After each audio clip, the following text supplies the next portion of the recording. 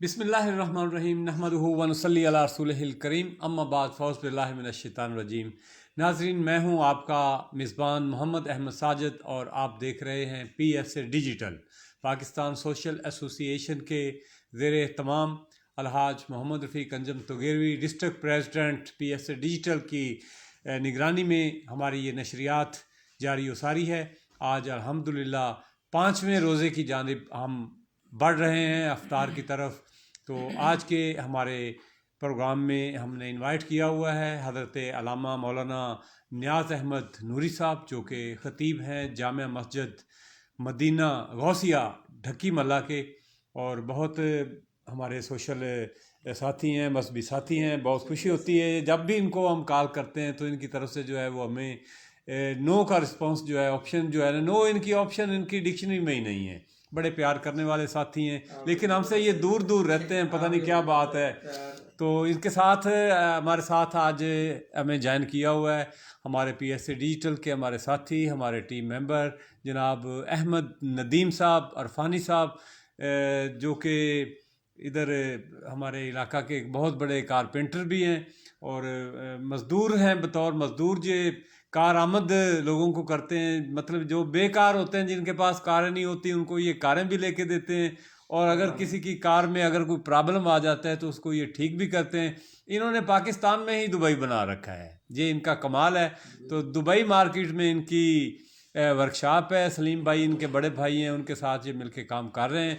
تو یہ ان کی آواز اتنی خوبصورت ہے اور یہ اتنے مخلص اور پیارے اور سچے ساتھی ہیں کہ ان کو کسی قسم کا کوئی جو ہے وہ لالچ نہیں ہے، طمع نہیں ہے۔ آقا علیہ الصلوۃ والسلام کی بارگاہ میں ثنا خوانی کرتے ہیں، کمال کر دیتے ہیں، دل سے کرتے ہیں اور بڑا مزہ آتا ہے۔ مجھے ایک دو دوست کہہ رہے تھے کہ یار اس جیسے احمد جیسے دوستوں کو جو ہے نا آپ روزانہ بلایا کریں، تو ان کا نام میرے دل پہ ایسا نقش ہو گیا کہ میں روزانہ جو ہے نا وہ کال انہیں کوئی میں ملا لیتا ہوں اور کہتا ہوں کہ آ جائیں۔ تو باقی ہمارے جو ثناخوان مصطفیٰ ہیں وہ بھی عظیم ثناخوان مصطفیٰ ہیں، اللہ تعالیٰ ان کو بھی سلامت رکھے۔ تو یہ دونوں آج کی جو جوڑی ہے ہمارے ساتھ جو ہے، یہ 1 گھنٹے کے پروگرام میں ہمارے ساتھ ہوں گے۔ تو آج کے پروگرام کا باقاعدہ آغاز جو ہے وہ اللہ تعالیٰ کے پاک نام سے کریں گے۔ تلاوت کلام پاک کے لیے میں قاری نیاز احمد صاحب سے ہی ملتمس ہوں۔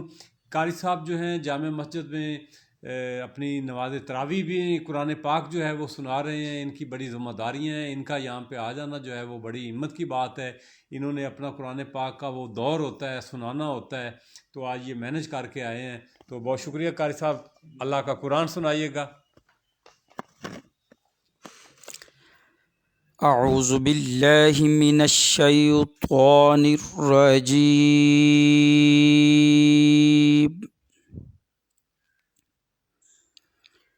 بسم اللہ الرحمن الرحیم۔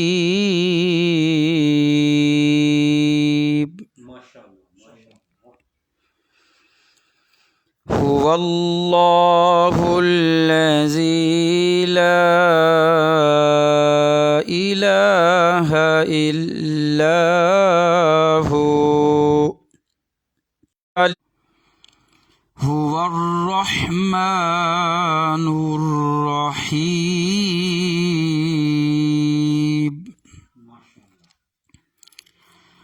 هو اللہ الذی لا الہ الا هو الملک القدوس السلام المؤمن المہیمن العزیز الجبار المتکبر، سبحان اللہ عما یشرکون۔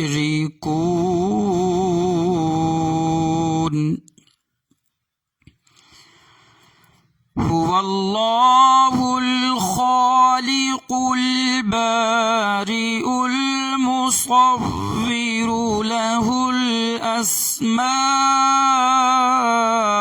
الحسنى،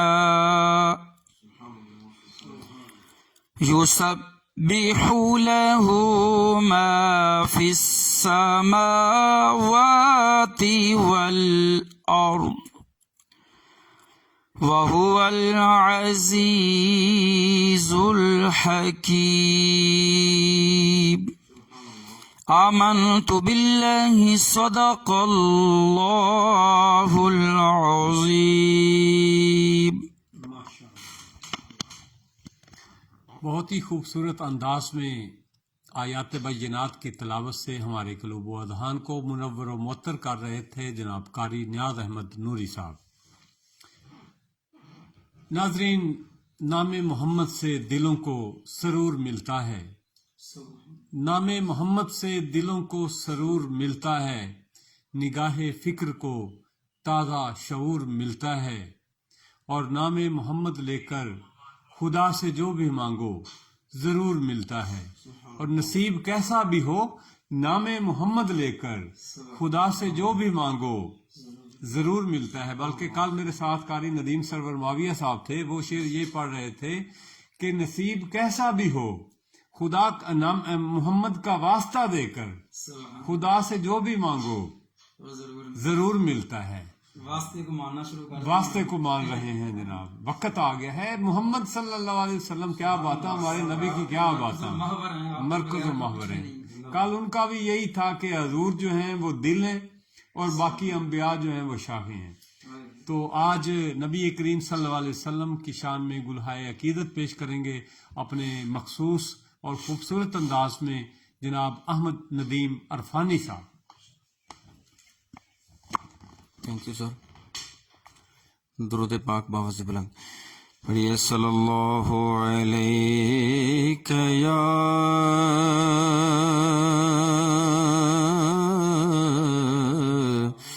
یا رسول اللہ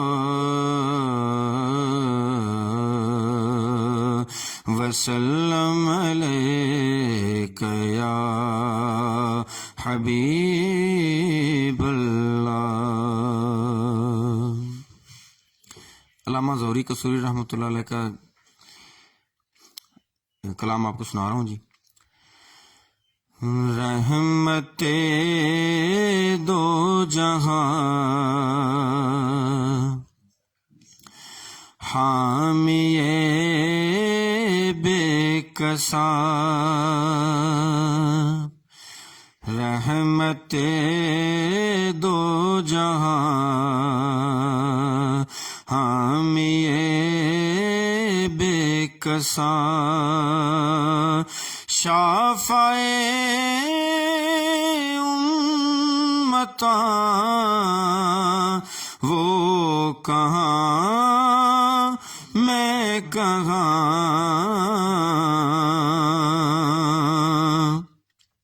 رہبر رہبراں، سرور سروراں، رحمت رہبر رہبراں، سرور سروراں، تاجدار شہاں وہ کہاں میں کہاں، رحمت دو جہاں حامی بے کساں. ان کی خوشبو سے میں کے چمن در چمن،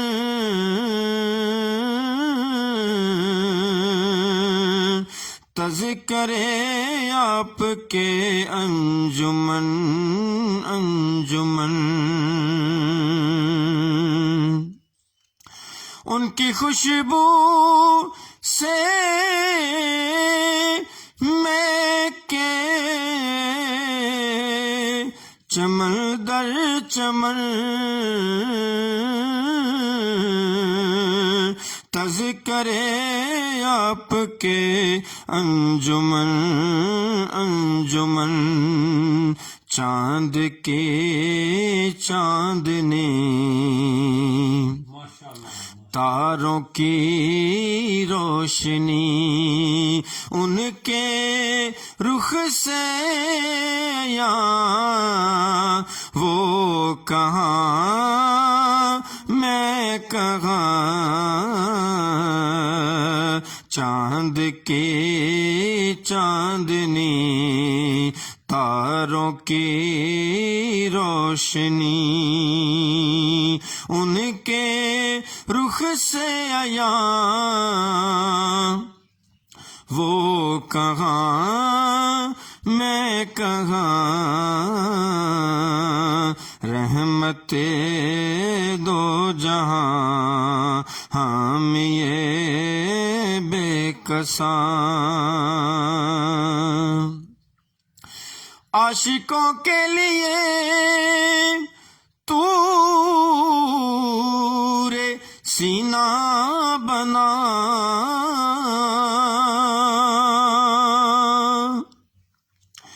عاشقوں کے لیے طور سینہ بنا ان کے قدموں سے یثرب مدینہ بنا ان کے قدموں سے یثرب مدینہ بنا وہ بلائیں مجھے یاد آئیں مجھے وہ پھر بلائیں مجھے یاد آئیں مجھے توڑ کے پہنچوں وہاں وہ کہاں میں کہاں رحمت دو جہاں ہم یہ بے کساں عمر گزرے میری ذکر سرکار میں عمر گزرے میری ذکر سرکار میں جاؤں ان کے ظہوری جو دربار میں جاؤں ان کے ظہوری جو دربار میں آخری سانس لوں نعت کہتا رہوں میں آخری سانس لوں نعت کہتا رہوں تو ختم ہوگی یہ جان وہ کہاں میں کہاں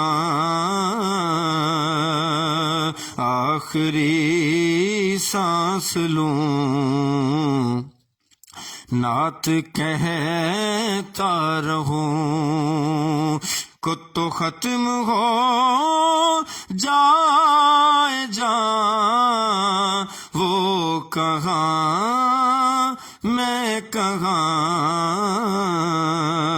رحمت دو جہاں ہم یہ بے کساں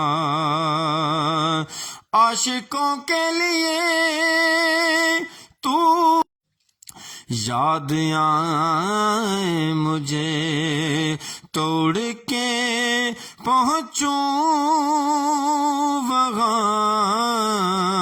وہ کہاں میں کہاں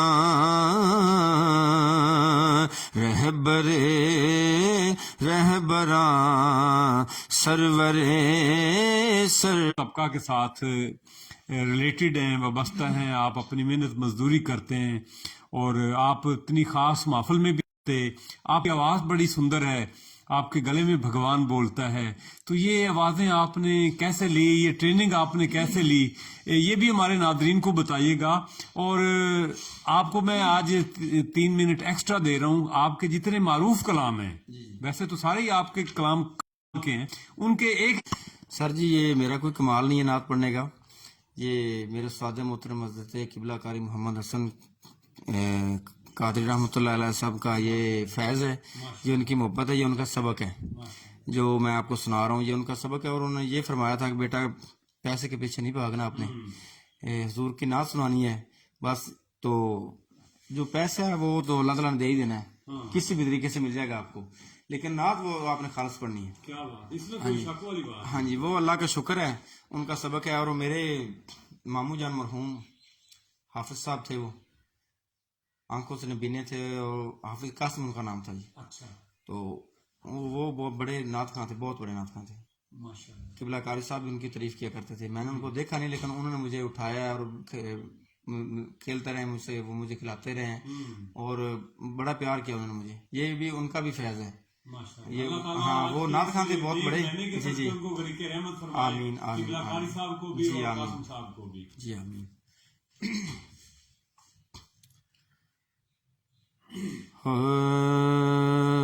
حضور میری تو ساری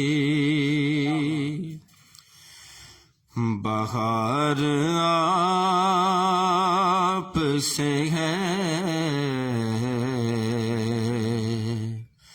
حضور میری تو ساری بہار آپ سے ہے.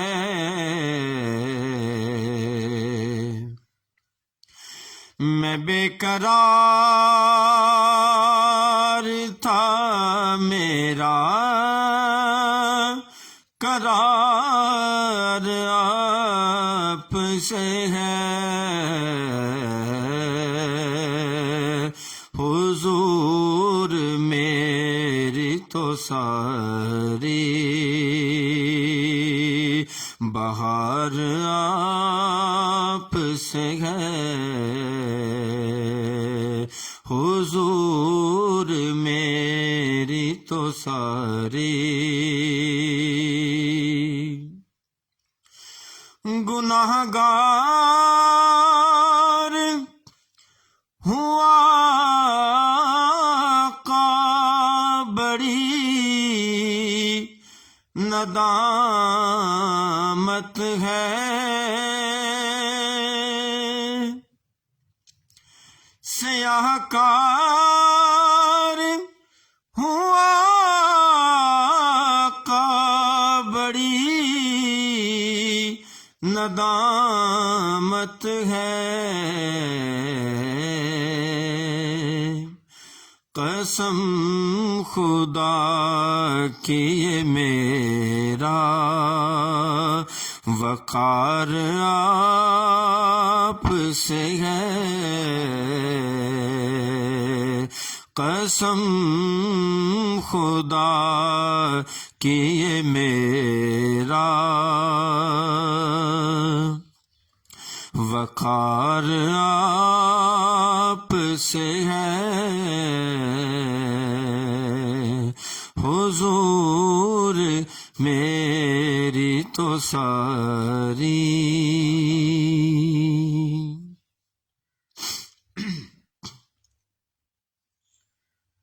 درود پاک صلی اللہ علیہ یا رسول اللہ, وسلم علیک یا حبیب اللہ.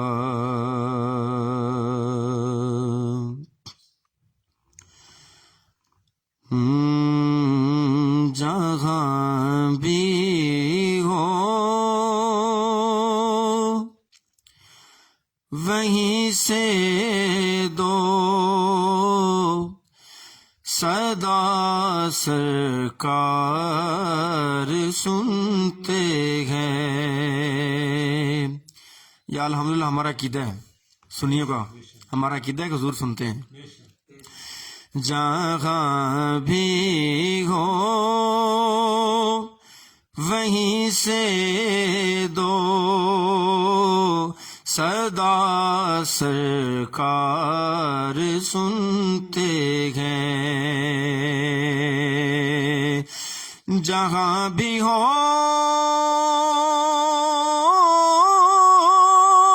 وہیں سے دو صدا سرکار سنتے ہیں. سر آئینہ سنتے ہیں، پس دیوار سنتے ہیں. سر آئینہ سنتے ہیں، پس دیوار سنتے ہیں.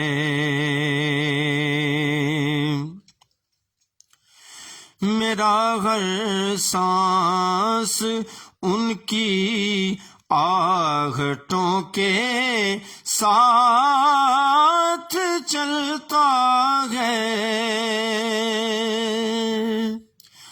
میرا ہر سانس ان کی آہٹوں کے ساتھ چلتا ہے. میرے دل کے دھڑکنے کی بھی وہ رفتار سنتے ہیں. میرے دل کے تڑپنے کی بھی وہ رفتار سنتے ہیں. جہاں بھی ہو وہیں سے دو صدا سرکار سنتے ہیں. رمضان شریف کے حوالے سے شعر ہے جی. یا مصطفیٰ عطا ہو دو اذن حاضری کا. یا مصطفیٰ خدا را دو اذن حاضری کا. کر لوں نظارہ آ کر میں آپ کی گلی کا. یا مصطفیٰ عطا ہو ایک بار تو دکھا دو رمضان میں مدینہ. ایک بار تو دکھا دو رمضان میں مدینہ. بے شک بنا لو آقا آقا، بے شک بنا لو آقا. مہمان دو گھڑی کا، بے شک بنا لو آقا. مہمان دو گھڑی کا. یا مصطفیٰ عطا ہو.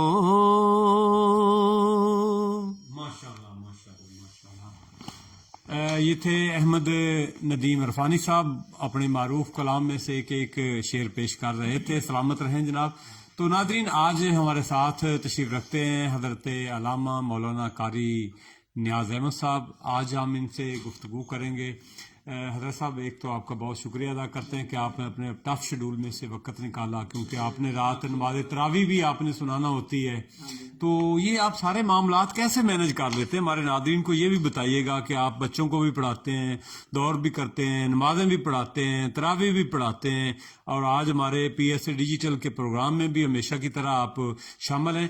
تو آج حضور آپ نے ان سوالوں کے جوابات کے ساتھ ساتھ آج آپ نے ہمارے جو بولے بالے سادہ ہمارے دوست ہیں جو نمازیں پڑھتے بھی ہیں لیکن ان کو چھوٹے چھوٹے مسائل کا پتہ نہیں ہوتا، نماز کے حوالہ سے بتائیے گا کہ نماز پڑھنے کا صحیح طریقہ کیا ہے، اگر سفر میں ہوں تو وہ نماز کیسے پڑھیں، اور اس کے ساتھ ساتھ نماز ہاتھ کہاں پہ باندھنے چاہیے، پاؤں کہاں پہ رکھنے چاہیے، آنکھیں کہاں پہ رکھنی چاہیے، اپنی ڈائریکشن جو ہے وہ بھی ذرا بتائیے گا. اور کچھ لوگوں کی آپ نے پوچھنا ہے کہ یہ کون جو نیچے لگاتے ہیں لوگ سجدے کے دوران، یہ جائز ہے یا نہیں جائز؟ ہاں کونیاں جو ہیں یہ بھی بتائیے گا. اور بعض اوقات نماز ہماری قضا ہو جاتی ہے، وہ کیسے ہم نے ادا کرنی ہے قضا نماز، اور کتنی نماز جو ہے وہ پڑھنی چاہیے. مطلب عشاء کی اگر ہماری 17 رکعتیں مس ہو گئی، ہم نے نہیں پڑھی، تو جب ہم قضا پڑھیں گے تو وہ 17 ہی ہمیں پڑھنی پڑیں گی، یا ان میں سے جو ہم نے پڑھنی ہے وہ پڑھیے. نماز چونکہ میرے آقا صلی اللہ علیہ وسلم نے آنکھوں کی ٹھنڈک قرار دیا ہے، اور بہت ساری قرآن و سنت میں اس کے احکامات ہیں، تو نماز کا سب سے پہلے حساب ہوگا. تو اس حوالہ سے ہمارے ناظرین کو آگاہ فرمائیے. اعوذ باللہ من الشیطان الرجیم. بسم اللہ الرحمن الرحیم. وَأَقِيمُوا الصَّلَاةَ وَآتُوا الزَّكَاةَ وَارْكَعُوا مَعَ الرَّاكِعِينَ. قال النبی صلی اللہ تعالی علیہ وآلہ وسلم: الصلاة معراج المؤمنین. آمنت باللہ صدق اللہ مولانا العظیم وصدق رسولہ النبی الکریم. سب سے پہلے میں ساجد صاحب آپ کو اور آپ کی پوری ٹیم کو مبارکباد پیش کرتا ہوں کہ آپ نے ہر سال کی طرح اس سال بھی رمضان المبارک کے ان مقدس لمحات میں سوشل میڈیا کے ذریعے دوستوں تک، لوگوں تک جو ہے وہ ایک اخلاقی پیار بھرا اور محبت بھرا میسج جو ہے وہ آپ دے رہے ہیں. رب ذوالجلال کی بارگاہ میں دعا کرتے ہیں اللہ وحدہ لا شریک آپ کو صحت کلی عطا فرمائے، اور آپ کی پوری ٹیم کو رب ذوالجلال جو ہے وہ ڈھیریں برکتیں اور رحمتیں فرمائے. جو نماز کے جو ہے وہ فضیلت اور نماز کی اہمیت کے حوالے سے پہلے میں چند معروضات آپ کی خدمت میں عرض کروں گا، اور اس کے بعد جتنے بھی آپ کے یہ سوالات ہیں انشاءاللہ قرآن و حدیث اور فقہ کے مطابق جو ہے اس کے جواب انشاءاللہ عطا کروں گا. سب سے پہلی بات یہ ہے کہ ہمیں یہ یاد رکھنا چاہیے کہ یہ نماز جو ہے یہ اللہ کی طرف سے فرض کی گئی ہے. جس طرح روزہ، زکوٰۃ، حج فرض ہے، اسی طرح نماز پنجگانہ یہ پڑھنا فرض ہے. ہر بالغ عاقل مسلمان پر، مرد ہو یا عورت ہو، اس پر یہ نماز فرض ہے. دوسرا یہ کہ اگر یہ اللہ کی طرف سے ایک بار یا دو بار پیغام قرآن کے اندر آ جاتا کہ لوگوں نماز پڑھو، تو پھر بھی فرض ہی ہونی تھی. لیکن قرآن پاک کی تقریباً 750 آیات ایسی ہیں جن کے اندر نماز کا ذکر ہے. 750 آیات ہیں جو نماز کے بارے میں کہ نماز پڑھو. اب ان اتنی متعدد آیات سے بھی ہمیں اندازہ ہوتا ہے کہ اس کی فضیلت کیا ہوگی، اس کی اہمیت کتنی بڑی ہوگی کہ جو بار بار اللہ تعالیٰ فرما رہا ہے کہ نماز پڑھو، نماز پڑھو، نماز پڑھو. اب دیکھیں رب ذوالجلال نے فرمایا وَأَقِيمُوا الصَّلَاةَ وَآتُوا الزَّكَاةَ، نماز قائم کرو اور زکوٰۃ ادا کرو. یعنی نماز اور زکوٰۃ یہ لازم و ملزوم ہے. اور وَارْكَعُوا مَعَ الرَّاكِعِينَ، اور رکوع کرو رکوع کرنے والوں کے ساتھ. اور پھر نماز کو اللہ تعالیٰ نے اپنا ذکر فرمایا ہے. ساری زندگی بندہ اللہ اللہ کرتا رہے تو اس کا ثواب تو ہوگا، لیکن جب وہ نماز جو فرض ہے وہ نہیں پڑھتا تو باقی اس کی جو نفلی عبادات ہمارے جو ہے وہ سوشل میڈیا کے دوست سن رہے ہیں، ہمارے معاشرے کے اندر جو ہے جو نفلوں پر جو ہے وہ زیادہ زور دیا جاتا ہے جبکہ ہم فرائض کو چھوڑ دیتے ہیں. اگر ہم شرعی لحاظ سے دیکھیں تو جو درجہ بندی شریعت نے کی ہے کہ سب سے پہلی فضیلت والا عمل کیا ہے وہ فرض ہے. فرض کے بعد آتا ہے واجب. واجب کے بعد آتا ہے سنت، ٹھیک، سنت کے بعد آتا ہے نفل۔ اب دیکھیں ہم نفلوں پر کو جو زیادہ ترجیح دیتے ہیں، سنت بھی چھوڑ دی، واجب بھی چھوڑ دیے، فرض بھی چھوڑ دی، اور نفلوں کے پیچھے بھاگے جا رہے ہیں۔ حالانکہ یہ نفل جو ہے یہ ایکسٹرا عبادت ہے، اضافی۔ اصل میں جو قرآن و حدیث میں بیان ہوا ہے وہ فرائض کی تاکید ہوئی ہے، فرائض و واجبات اور سنت کی پابندی کی تاکید ہے۔ نوافل تو اس کے لیے ہیں، وہ کمی کجی کو پورا کرنے کے لیے۔ اگر تمہارے فرائض اور واجبات کے اندر کوئی کمی رہ جاتی ہے تو وہ نوافل کے ذریعے اس کو پورا کر دیا جاتا ہے۔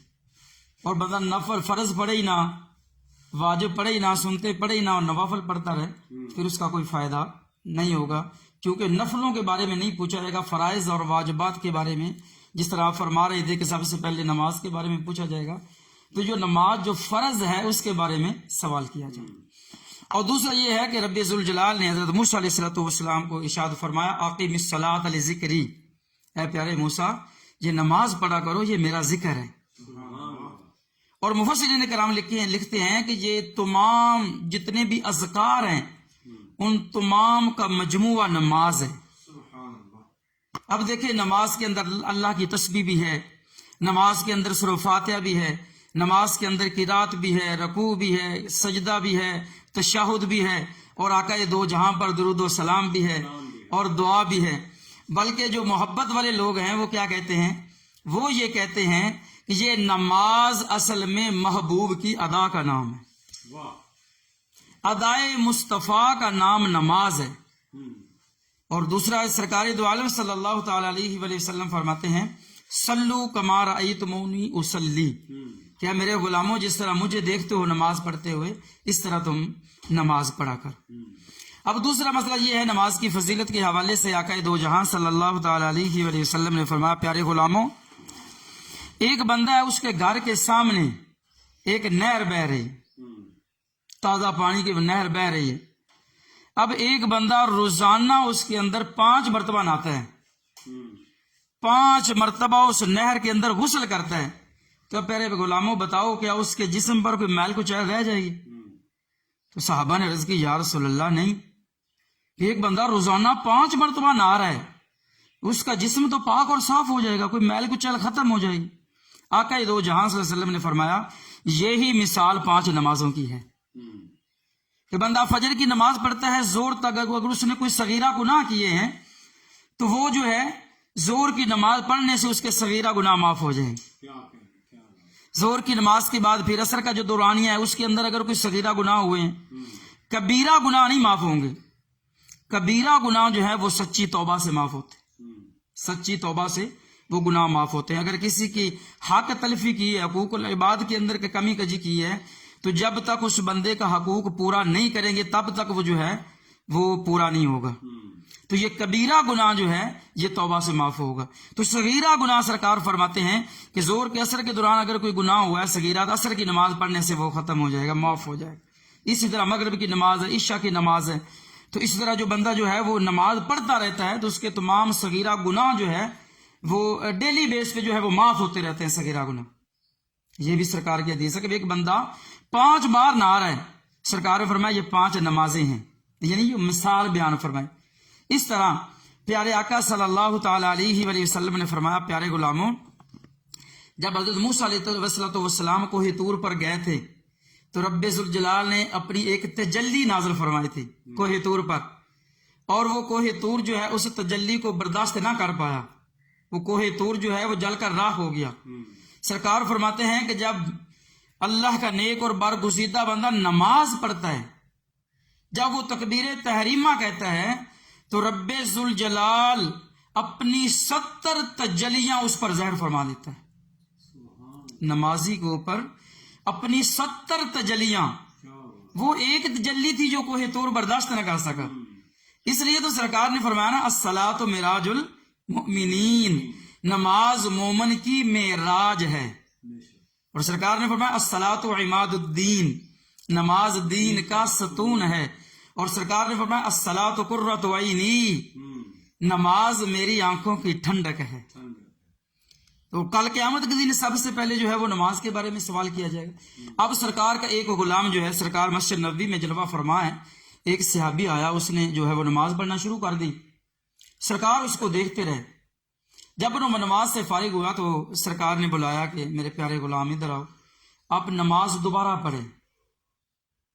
اب اس صحابی نے دوبارہ نماز پڑھی، پھر سرکار نے بلایا، سرکار نے فرمایا دوبارہ نماز پڑھیں۔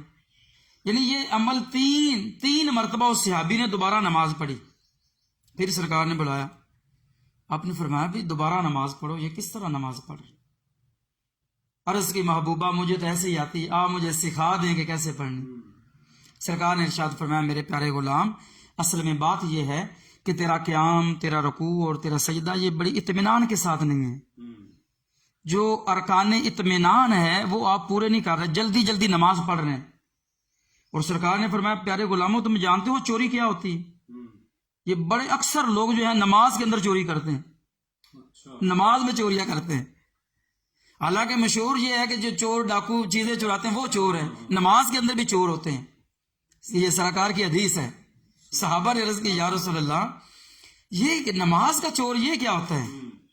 سرکار نے فرمایا جو قیام، رکوع، سجود، تشہد اطمینان کے ساتھ ادا نہیں کرتا وہ نماز کے اندر چوری کر رہا ہے، وہ نماز کا چور ہے۔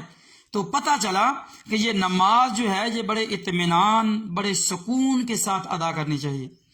اور حدیث پاک میں آتا ہے کہ جب بندہ تکبیر تحریمہ کہتا ہے، نماز شروع کرتا ہے، تو اس کے سر سے لے کر آسمان تک اللہ تعالیٰ کی رحمتوں اور اس کی برکتوں کا نزول ہو رہا ہوتا ہے۔ بندہ نماز پڑھ رہا ہے، اللہ کی رحمتیں نازل ہو رہی، یعنی اتنی بڑی فضیلت اور اتنی بڑی جو ہے وہ برکت جو ہے وہ نماز کے اندر اللہ تعالیٰ نے رکھی ہے۔ اور سائنس تو آج تحقیق کر رہی ہے، اور سائنس تو آج جو ہے وہ ترقی کر کے کہہ رہی ہے، آج کل لوگ کہہ رہے ہیں کہ بڑی ترقی کی ہے سائنس نے۔ سائنس آج بتا رہی جی وضو کی بڑی برکتیں ہیں، وضو سے بڑی بیماریاں دور ہو جاتی ہیں، جو ہے وہ نماز پڑھنے سے جو بلڈ پریشر ٹھیک رہتا ہے، جو خون کا دورانیہ ہے، خون کی گردش ہے، وہ نماز کے لیے صحیح جو ہے وہ گردش کرتا رہتا ہے خون، اور جو نمازی ہوتا ہے اس کو ہارٹ اٹیک نہیں ہوتا، کیونکہ اس کے اندر جو اللہ کا ذکر کرتا رہتا ہے اس کا دل اطمینان نہیں رہتا ہے۔ کہ رب ذوالجلال کا یہ فرمان ہے الا بذکر اللہ تطمئن القلوب، کہ خبردار سن لو کہ اللہ کے ذکر کے ساتھ ہی دلوں کو اطمینان اور سکون پہنچتا ہے۔ جو سب سے بڑا ذکر ہے وہ جو ہے وہ نماز ہے، کہ نماز تمام اذکار کا مجموعہ ہے۔ تو جو بندہ نمازی، آپ دیکھیں معاشرے کے اندر آپ بھی ماشاءاللہ بڑے ورکر ہیں، بڑے متحرک ہیں، آپ دیکھیں جتنے جو ہے نمازی حضرات زیادہ، کبھی ان کو اٹیک نہیں ہوگا، یہ میرا مشاہدہ ہے۔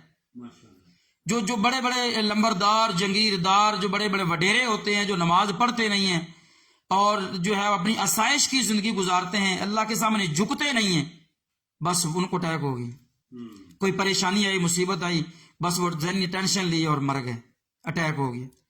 کیوں؟ کیونکہ ان کے دل اللہ کے ذکر سے خالی۔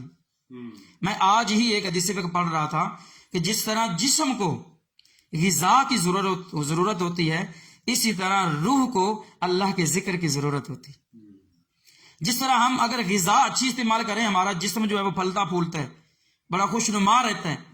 اگر ہم اللہ کا ذکر زیادہ سے زیادہ کریں تو ہماری روح جو ہے وہ زیادہ طاقتور ہوتی، روح کی جو بیماریاں ہیں وہ ختم ہو جاتی۔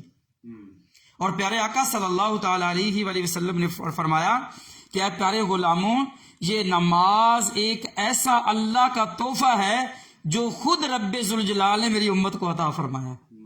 یہ بہت لمبا واقعہ ہو جائے گا، معراج کی رات جب سرکار گئے تو 50 نمازیں فرض ہوئی، بار بار آتے جاتے رہے۔ تو یہ بتانے کا مطلب یہ ہے کہ یہ اللہ کا تحفہ ہے۔ جب ایک دوست کسی کو تحفہ دیتا ہے تو وہ اس کی کتنی قدر کرتا ہے، کتنی اس کی حفاظت اس سے پیار سے رکھتا ہے، اس کا خیال رکھتا ہے کہ یہ میرے فلاں دوست نے مجھے تحفہ دیا۔ تو جو رب ذوالجلال کی طرف سے تحفہ آیا ہے تو ہم کتنے بے وفا ہیں جو اس تحفے کی بے قدری کر رہے ہیں۔ کتنی بے قدری ہم کر رہے ہیں، جب نماز نہیں پڑھتے تو کیا اللہ تعالیٰ خوش ہوتا ہوگا کہ یہ میں نے امت کو تحفہ دیا ہے، اپنے سرکار کی امت کو؟ یعنی نمازیں 5 ہیں، ثواب 50 کا ہی ملے گا۔ سرکار جب گئے تھے تو بار بار واپس جا رہے تھے تو 5 رہ گئی تھی، تو حضرت موسیٰ علیہ السلام نے عرض کی حضور ایک بار اور چلے جائے، آپ کی امت 5 بھی نہیں پڑے گی، اتنے ماشاءاللہ یہ مصروف ہیں، اتنے کاروبار کے اندر دنیا کے اندر مگن ہو چکے ہیں، نماز کی فکر نہیں ہے۔ تو سرکار نے فرمایا موسیٰ اب مجھے حیا آتی ہے، 50 سے 5 رہ گئی ہیں۔ تو پھر غیب سے آواز آئی ہے پیارے حبیب ہم نے تعداد میں کمی کی ہے، ثواب میں کمی نہیں کی۔ اگر آپ کی امت 5 نمازیں ہی پڑھ لے تو ہم انشاءاللہ ان کو 50 کا ہی ثواب دیں گے۔ یہ صرف 50 ہی نہیں، اگر یہی ایک نماز آپ مسجد نبوی میں ادا کرتے ہیں، سبحان اللہ، سرکار فرماتے ہیں جو میری مسجد نبوی کے اندر ایک نماز پڑھے گا اس کو 50,000 نمازوں کا ثواب، اور جو مکہ معظمہ مسجد حرام شریف کے اندر ایک نماز پڑھے گا اس کو 1,00,000 نماز کا ثواب ہوگا۔ یہ کتنی بڑی برکت ہے، یہ سرکار دو عالم صلی اللہ تعالی علیہ وآلہ وسلم کی کرم نوازی ہے۔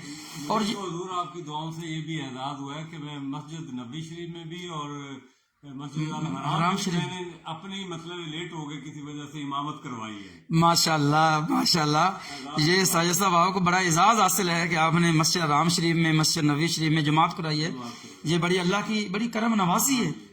یعنی آپ کو تو ڈبل ثواب ہوگا نا، ایک نماز پڑھنے کا، ایک بڑھانے کا، یعنی جماعت کروانے کا ثواب، تو آپ نے تو بڑے جو ہے وہ ڈھیروں ثواب کمائے ہوں گے۔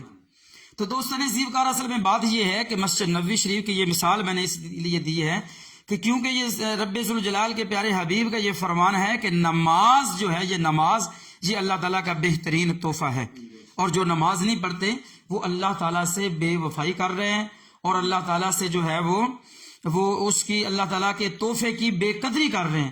تو میں ان سے گزارش کرتا ہوں کہ قرآن و حدیث جو ہے وہ بڑی بڑی ہیں جو نماز کی فضیلت اور برکت اور اس کی اہمیت کے حوالے سے۔ تو دوستان عزیز کار، اس سے بیماریاں تو دور ہوتی ہیں، یہ سائنس بھی کہتی ہیں، لیکن ہم سائنس کو بعد میں مانیں گے جب قرآن و حدیث میں ہے کہ نماز پڑھو یہ بیماریوں سے شفا دیتی۔ وَنُنَزِّلُ مِنَ الْقُرْآنِ مَا هُوَ شِفَاءٌ، ہم قرآن سے دور ہو گئے ہیں کیونکہ یہ شفا دیتا ہے۔ قرآن شفا بھی ہے اور رحمت بھی ہے، اور پھر ہم قرآن سے دور ہیں، پھر ہم نماز سے دور ہیں۔ جن چیزوں سے ہمیں مدد ملنی چاہیے، آؤ سنیں، حدیث سنیں۔ اور پیارے آقا صلی اللہ تعالی، آج تو ہم کہتے ہیں جی بڑی تھکاوٹ ہو گئی ہے، آج بڑا جسم درد کر رہا ہے، آپ کی بات نہیں کر رہا، عام لوگوں کی، یار نماز پڑھیں، او جی آج میں سفر پہ تھا بڑی تھکاوٹ ہو گئی۔ بھائی دیکھیں جب سرکار سفر سے واپس آتے نا، سرکار دو عالم صلی اللہ علیہ وسلم حضرت بلال کو حکم فرماتے، اے پیارے بلال، ارحنا یا بلال، اے بلال اذان پڑھو اور ہمیں راحت پہنچاؤ۔ حضرت بلال رضی اللہ تعالی عنہ اذان پڑھتے، پھر تکبیر ہوتی، پھر سرکار جماعت کرواتے، ساری تھکاوٹ دور ہو جاتی۔ ایسے بھی یہ ویسے سنانے کے لیے حدیثیں نہیں ہیں، یہ پریکٹیکل ہمیں کریں، یہ عمل کرنے کے لیے حدیث پاک کہ سرکار دو عالم صلی اللہ علیہ وسلم تھکاوٹ دور کرنے کے لیے نماز پڑھ رہے ہیں، اور ہم تھکاوٹ دور کرنے کے لیے نماز کو چھوڑ رہے ہیں۔ نماز چھوڑنے سے تھکاوٹ دور نہیں ہوگی، آدھی تھکاوٹ جو وضو کرنے سے جو ہے وہ دور ہو جاتی، بندہ فریش ہو جاتا، ساری بیماریاں دور ہو جاتی۔ تو آج جو ہے آج کل کرونا وائرس کا بھی دور ہے، تو زیادہ سے زیادہ وضو کریں، زیادہ سے زیادہ نماز پڑھیں تاکہ اللہ تعالیٰ ہم سب کو اس بیماری سے محفوظ رکھے۔ اب 2 حدیثیں ہیں، ان کا معنی مفہوم ایک ہی ہے۔ ایک حدیث ہے بنی اسرائیل کی ایک عورت کی، بنی اسرائیل کی ایک عورت تھی، اس کا خاوند کہیں سفر پہ گیا تو اس نے پیچھے سے جو ہے وہ کسی سے جو ہے وہ بدفعلی کی، اس کو حمل ہو گیا، تو حمل ہونے کے بعد بچہ پیدا ہوا، بچے کو اس نے قتل کر دیا، اور پھر حضرت موسیٰ علیہ السلام کے پاس چلی گئی کہ اللہ کے پیارے نبی، اللہ کے پیارے رسول، میں بڑی گناہ گار ہوں، میں اپنے آپ کو ہلاک کر دیا ہے۔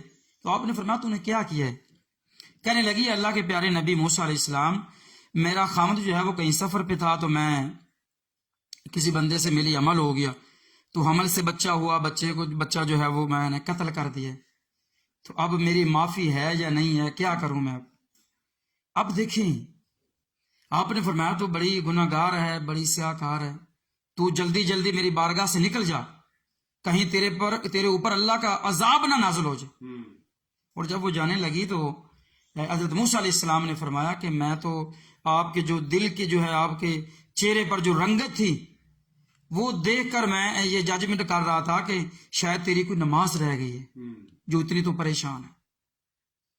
اور دوسری حدیث میں ہے کہ حضرت موسیٰ علیہ السلام کی بارگاہ میں حضرت جبریل علیہ السلام آئے اور عرض کی، اے اللہ کے پیارے نبی موسیٰ علیہ السلام، اصل میں بات یہ ہے کہ آپ اس عورت کا یہ عمل سن کے کس نے زنا کیا ہے، پھر بچہ پیدا ہوا ہے، پھر بچے کو اس نے قتل کر دیا ہے، آپ اس کے کبیرہ گناہوں کی وجہ سے آپ پریشان ہو رہے ہیں، کیا اس سے بھی بڑا بدبخت بندہ آپ کو نہ بتاؤں وہ کون ہے؟ حضرت موسیٰ علیہ السلام نے فرمایا اس سے بڑا بدبخت کون ہوگا جو کبیرہ گناہ کر رہا ہے۔ اور حضرت جبریل علیہ السلام نے عرض کیا پیارے موسیٰ، اس سے بڑا بدبخت وہ بندہ ہے جو جان بوجھ کے نماز چھوڑ دیتا، نماز نہیں پڑھتا۔ اور اسی طرح امام فخر الدین رازی رحمۃ اللہ تعالی علیہ نے تفسیر کبیر کے اندر جو ہے حافظوا علی الصلوات والصلاۃ الوسطی وقوموا للہ قانتین کہ نمازوں کی حفاظت کرو، اور خصوصاً جو نماز وسطی ہے، نماز عصر ہے، اس کی حفاظت کرو۔ اس کے تحت جو ہے امام فخر الدین رازی رحمۃ اللہ تعالی علیہ نے لکھا ہے، آپ فرماتے ہیں کہ سرکار کی بارگاہ میں ایک عورت آئی، یہ بھی واقعہ وہی ہے، سیم ہی ہے کہ یا رسول اللہ صلی اللہ علیہ وسلم میرا خامد سفر پہ تھا تو میں بدفعلی کی ہے، حمل ہوا ہے، جو بچہ ہوا ہے، بچے کو قتل کر دیا ہے، پھر بچے کو میں نے وہ جو ہے وہ ایک مرتبان کے اندر اس کو بچے کو رکھ دیا تھا، پھر وہاں سے لوگ جو ہے وہ عرق وغیرہ وہ سرکہ وغیرہ لینے آتے تھے تو میں ویسے ہی ڈال کے دے دیتی تھی، بچہ بھی اس میں موجود تھا تو سرکہ وغیرہ سیل کرتی تھی۔ تو پیارے آقا صلی اللہ تعالی علیہ وآلہ وسلم بڑے پریشان ہو گئے، آپ نے فرمایا یہ تو کیا کیا ہے؟ امام فخر الدین رازی رحمۃ اللہ تعالی علیہ لکھتے ہیں کہ پیارے آقا صلی اللہ تعالی علیہ وآلہ وسلم نے فرمایا کہ یہ تیرے گناہ کبیرہ ہیں، لیکن اس سے بھی بڑا گناہ ہے کہ بندہ جان بوجھ کے نماز چھوڑ دے۔ سرکار نے فرمایا اے عورت، میں تیرے چہرے پر یہ آثار دیکھ رہا ہوں، میں نے کہا شاید تیری کوئی نماز عصر رہ گئی، تو نماز عصر تو نے نہیں پڑھی اس لیے تو اتنی زیادہ پریشان ہے۔ صحابہ کرام کی نماز کیا تھی؟ جس کی تکبیر اولیٰ رہ جاتی تھی وہ زار قطار روتے تھے، پھر صحابہ کرام اس کے گھر جاتے تعزیت کرتے کہ آج ہمیں بڑا افسوس ہے کہ آپ کی تکبیر اولیٰ رہ گئی، تکبیر اولیٰ پر افسوس کر رہے ہیں صحابہ کرام، تو جو نماز چھوڑ دیتے ہیں۔ اب دیکھیں ہم شیطان کا قرآن میں کتنی بار ذکر ہے، کیا کبھی شیطان نے زنا کیا تھا؟ کوئی قتل و غارت کی تھی؟ کوئی ناپ تول میں کمی کی تھی؟ یعنی کتنے بڑے کبیرہ گناہ ہیں۔ شیطان نے کیا گناہ کیا تھا؟ سجدہ نہیں کیا۔ قرآن پاک میں جب ہم بار بار پڑھتے ہیں کہ رب ذوالجلال نے فرمایا کہ اے ابلیس میرے آدم کو سجدہ کرو، تو اب اس نے انکار کر دیا، ابا واستکبر وکان من الکافر۔ اب قرآن میں پوری ڈیٹیل کے ساتھ ہے لیکن ڈیٹیل میں نہیں جاؤں گا کیونکہ ہمارے پاس ٹائم بہت مختصر ہے۔ تو رب ذوالجلال کا کہنا نہیں مانا اور تعظیم نبی نہیں کی، حضرت آدم علیہ السلام کی تعظیم نہیں کی اور سجدہ نہیں کیا۔ سجدہ نہ کرنے کی وجہ سے رب ذوالجلال نے فرمایا کہ تو قیامت تک تجھ پر میری لعنت ہو۔ اور پھر رب ذوالجلال نے سوال کیا کہ اے ابلیس تو نے سجدہ کیوں نہیں کیا؟ اور کہنے لگا انا خیر من خلقتنی من نار وخلقتہ من طین، کہ یا اللہ میں اس سے بہتر ہوں، تو نے اسے مٹی سے بنایا اور مجھے آگ سے بنایا، اور مٹی سے آگ بہتر ہوتا۔ یعنی ایک سجدہ نہ کرنے کی وجہ سے قیامت تک اللہ کی لعنت برس رہی ہے۔ اور حدیث پاک میں آتا ہے کہ جس پر اللہ کی لعنت ہو نا اس پر اللہ کے نبیوں کی بھی لعنت ہوتی ہے، اللہ کے رسولوں کی بھی لعنت ہوتی ہے، اللہ کے فرشتوں کی بھی اس بندے پر لعنت ہوتی ہے جس پر اللہ کی لعنت ہو۔ اب قیامت تک جو ہے وہ شیطان پر اللہ کی لعنتیں برس رہی ہیں۔ اس نے ایک سجدہ نہیں کیا تھا، دن میں رات میں 5 مرتبہ مؤذن پکار کر کہتا ہے حی علی الصلاۃ حی علی الفلاح، آ جاؤ کامیابی کی طرف، آ جاؤ فلاح کی طرف، کامیاب ہونا ہے تو آ جاؤ اللہ کے گھر میں نماز پڑھنے کے لیے۔ کتنے سجدے ہم چھوڑ دیتے ہیں، کتنے اندازہ ہی نہیں ہے کہ کتنی جو ہے ہم نمازیں چھوڑ دیتے ہیں۔ بھائی ایک سجدہ نہ کرنے کی وجہ سے قیامت تک اللہ کی لعنتیں برس رہی۔ آج کل ہر بندہ ساجد صاحب پریشان کیوں ہے؟ اسی وجہ سے پریشان ہے کہ وہ نماز نہیں پڑھتا، نماز کے قریب نہیں جاتا۔ جب بندہ نماز پڑھنا شروع کر دے نا، اب قرآن پاک میں ہے یا ایھا الذین آمنوا استعینوا بالصبر والصلاۃ، کہ اے ایمان والو صبر سے اور نماز سے مدد حاصل کرو، تو یہ دستگیری بھی فرماتے ہیں۔ اب دیکھیں جب ہم فرض پڑھیں گے، اب آپ فرما رہے تھے اب میں آپ کے سوالات کی طرف آتا ہوں کیونکہ ٹائم کافی ہو گیا۔ پہلا سوال یہ ہے کہ جب بندہ نماز پڑھتا ہے تو اس نے جب ہاتھ اٹھانے ہیں تو یہ کانوں کی لو تک کان اٹھانے ہیں، ہاتھ اٹھانے ہیں. عورتوں جو ہے وہ کندھوں تک عورتیں ہاتھ اٹھائیں گی تکبیر اولا تکبیر تحریمہ میں، اور جو مرد ہیں وہ کانوں کی لو تک جو ہے وہ سیدھے ہاتھ رکھیں گے، ہتھیلیاں سیدھے رکھیں گے. اور پھر ہاتھ باندھنے ہیں تو یہ ناف کے نیچے عورتیں جو ہیں وہ سینے کے اوپر باندھیں گی، اور جو ہے وہ مرد ہیں وہ ناف کے نیچے جو ہیں اپنے ہاتھ باندھیں گے. اور جب قیام میں کھڑے ہوں گے تو سب سے پہلے جو ہے وہ نظر اس کی جہاں سجدہ کرنا ہے وہاں پہ نظر ہونی چاہیے. اور جب رکوع میں جائیں تو رکوع کے اندر جو ہے وہ گھٹنوں کو مضبوطی کے ساتھ پکڑنا ہے، اور انگلیوں کا جو فاصلہ رکھنا ہے، جیسے اکٹھی نہیں رکھنی، فاصلہ رکھنا ہے، اور اپنی نظر جو ہے دونوں پاؤں کے درمیان رکھنی ہے. اور جب نماز سجدے میں جانا ہے تو پھر یہ ناک کی بینی پر جو ہے وہ نظر رکھنی ہے. اور جب تشہد بیٹھنا ہے تو اپنی نظر جو ہے وہ گود میں رکھنی ہے. یعنی اس طرح یہ نماز پڑھنے کا بہترین اور جو ہے وہ سنت کے مطابق یہ طریقہ ہے کہ آپ کی توجہ جو ہے وہ دائیں بائیں نہ ہو. جتنا زیادہ آپ نماز کے اندر خشوع و خضوع کریں گے نا، خشوع و خضوع کے ساتھ نماز پڑھیں گے تو انشاءاللہ اتنی زیادہ جو ہے اللہ کی برکتیں اور رحمتیں نازل ہوں. اب میں ایک مثال دیتا ہوں کہ اب دیکھیں ایک نمازی نماز پڑھ رہے ہیں، اس کی نظر جو ہے وہ دائیں بائیں دوسرے نمازیوں پر بھی ہے. جب وہ نماز سے فارغ ہو جائے دوسرے کہتا ہے بھائی آپ کا رکوع صحیح نہیں ہے، آپ کا سجدہ نہیں، یعنی دوسروں کے پر جو ہے وہ توجہ اور دوسروں پر وہ نظر رکھتا رہتا ہے. اور ایک وہ نماز تھی جو امام زین العابدین نے ادا فرمائی. کیسی وہ نماز تھی. اور تاریخ اسلام میں موجود ہے کہ جب میدان کربلا کے بعد واپس گئے نا امام زین العابدین، تو آپ نے جو ہے وہ نماز تو آپ پڑھتے ہی تھے لیکن آپ نوافلوں کے اندر جو ہے وہ زیادہ کثرت کر دی تھی. زین العابدین یہ آپ کا لقب مبارک پڑ گیا تھا، بہت زیادہ عبادت و ریاضت کرنے والا. تو آپ کے بارے میں آتا ہے کہ آپ نماز پڑھ رہے تھے تو آپ کے گھر کے اندر جو ہے وہ آگ لگ گئی. جب آگ لگی تو وہ ملے دار دوست اب آئے، آگ کو بجھانے لگے. آپ نماز پڑھ رہے ہیں. جب نماز سے فارغ ہوئی تو آپ نے فرمایا کیا ہوا ہے؟